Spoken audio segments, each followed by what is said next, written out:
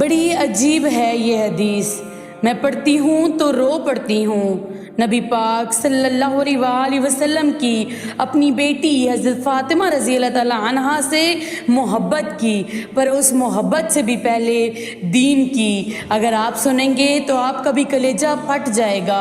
حضور پاک صلی اللہ علیہ وآلہ وسلم ایک دفعہ حضرت فاطمہ رضی اللہ تعالیٰ عنہ کو شادی کے تیسرے دن نبی پاک صلی اللہ علیہ وآلہ وسلم لینے گئے۔ میرے محبوب کریم نے آزمانے کے لیے کہا، فاطمہ چلیں بی بی پاک پہ میں قربان ہو جاؤں۔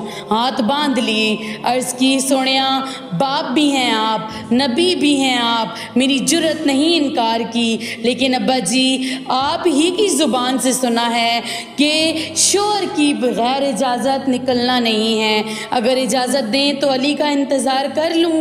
عزت والے رسول کی عزت والی بیٹی نے جب کہا نہ سونیا اجازت دیں تو انتظار کر لوں، کریم رسول کی آنکھوں میں آنسو آئے۔ فاطمہ کہتی ہیں میرا کچا مکان تھا، میرے نبی پاک صلی اللہ علیہ وآلہ وسلم نے اپنی اقامت کو سمیٹا اور سمیٹ کر کچی زمین پر دیوار کے ساتھ ٹیک لگا کر بیٹھ گئے۔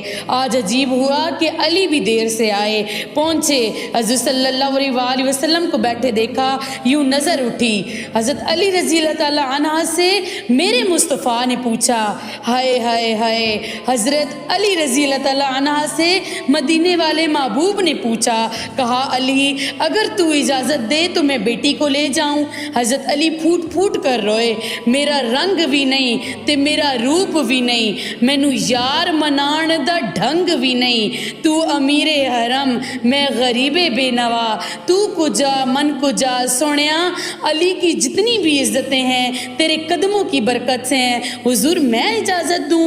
فرمایا فاطمہ کو میں نے ہی سکھایا ہے، اور فاطمہ کہتی ہے جب تک علی نہیں آئیں گے میں نہیں جاؤں گی۔ حضرت علی بولے اور کہنے لگے، یا رسول اللہ صلی اللہ علیہ وآلہ وسلم دعا کیجئے گا کہ اللہ فاطمہ کے ان اعمال کی برکت سے مجھے قیامت میں بھی بہتر صلہ عطا فرمائے۔